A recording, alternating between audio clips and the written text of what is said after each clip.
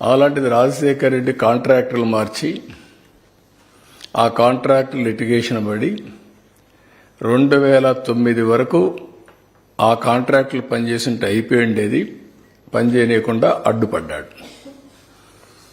అది ఆయన చనిపోయే వరకు మళ్ళా కాంట్రాక్ట్ని పిలవలేకపోయాడు. కాలువలు మాత్రం కొంత మట్టి తీశాడు, కడవని వదిలేశాడు ఆయన.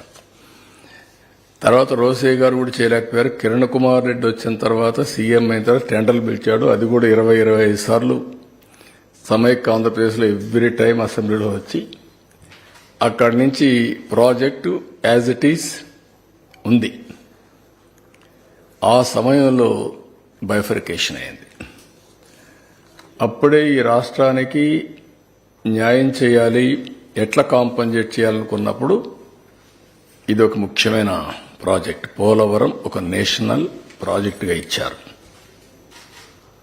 అక్కడి నుంచి నేను ముఖ్యమంత్రి అయ్యాను. ప్రాజెక్ట్ ఇచ్చారు, చట్టంలో పెట్టారు, కానీ ఆ 7 మండలాలు ఇవ్వలేదు. ఆ 7 మండలాలు ముంపుకు గురవుతాయి. ముంపుకు గురైతే ఆ మండలాలు రాకపోతే ప్రాజెక్టు కాదు. అప్పుడు కేంద్రాన్ని గట్టిగా అడిగినప్పుడు నేను ఆ రోజు ఒకటే చెప్పాను, నేను ముఖ్యమంత్రిగా ప్రమాణ స్వీకారం చేయాలంటే ఈ 7 మండలాలు ఇచ్చి ప్రాజెక్టు పూర్తి చేస్తామంటే నేను ఇది చేస్తానని ఆ 7 మండలాలు ఏమని అడిగాను.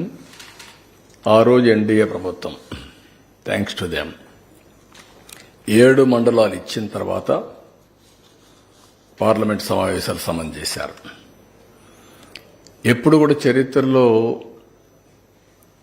కేబినెట్ ఫార్మ్ అవుతానే పార్లమెంటు ఇచ్చేసి రెగ్యులర్ బిజినెస్కి వెళ్తారు. అట్లా కాకుండా పార్లమెంట్ సమావేశాల కంటే ముందు ఒక ఆర్డినెన్స్ పాస్ చేసి ప్రెసిడెంట్ ఆమోదించి తర్వాత పార్లమెంట్ సమావేశాలు పెట్టారు. That is the difference. ఆ విధంగా మన చిరకాల కోరిక నెరవేరే ఆశలు వచ్చాయి. అక్కడి నుంచి 28 సార్లు క్షేత్రస్థాయికి వెళ్ళారు. 82 సార్లు వర్చువల్గా సోమవారాన్ని పోలవరంగా చేసుకున్నాం. అదొక ప్యాషన్. ఒక మాటలో చెప్పాలంటే అది ఒక అబ్సెషన్. పోలవరం అనేది ఎట్టి పరిస్థితుల్లో కంప్లీట్ చేయాలి. పోలవరం ఆంధ్రప్రదేశ్ రాష్ట్రానికి ఒక వరం. ఇది కంప్లీట్ చేసి జాతికి అంకితం చేస్తే జాతి బాగుపడుతుందనే ధ్యేయంతో రాత్రింబగళ్ళు పనిచేశాం. 72% పనులు పూర్తి చేశాం. 11,762 కోట్ల రూపాయలు ఖర్చు పెట్టాం.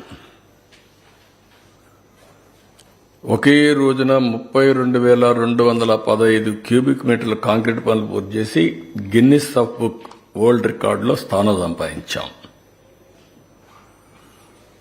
డయాఫామ్ వాల్ 414 రోజుల్లో పూర్తి చేశాం. 100 మీటర్ల లోతు డయాఫామ్ వాల్ని 414 రోజుల్లో పూర్తి చేశాం.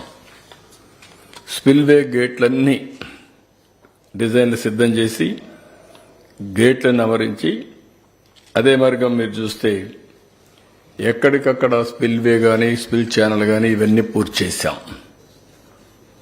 కాఫర్ డ్యామ్ కట్టాం. లోయర్ అప్పర్ 2 కాఫర్ డ్యాములు కట్టాం. ఎప్పటికప్పుడు కేంద్రంలో ఉండే ఉమాభారతి, ఆనాటి మంత్రి, తర్వాత నితిన్ గడ్కరీ, ప్రధానమంత్రి గారికి కూడా ఎప్పుడప్పుడు బ్రీఫ్ చేస్తూ ఈ పనులన్నీ పూర్తి చేశాం.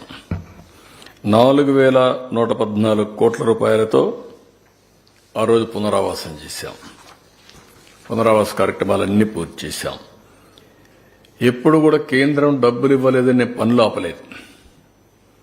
ముందు మనం రీఎంబర్స్ చేస్తే ఎప్పటికైనా వస్తాయనే ఉద్దేశంతో ముందుకెళ్లిపోయాం. ఆ విధంగా మీరు చూస్తే 2014-19 11,762 కోట్లు ఖర్చు పెడితే 4,995 కోట్లు వాళ్ళు ఇచ్చారు. మిగిలింది వాళ్ళు ఇవ్వకపోయినా మనం ఖర్చు పెట్టాం.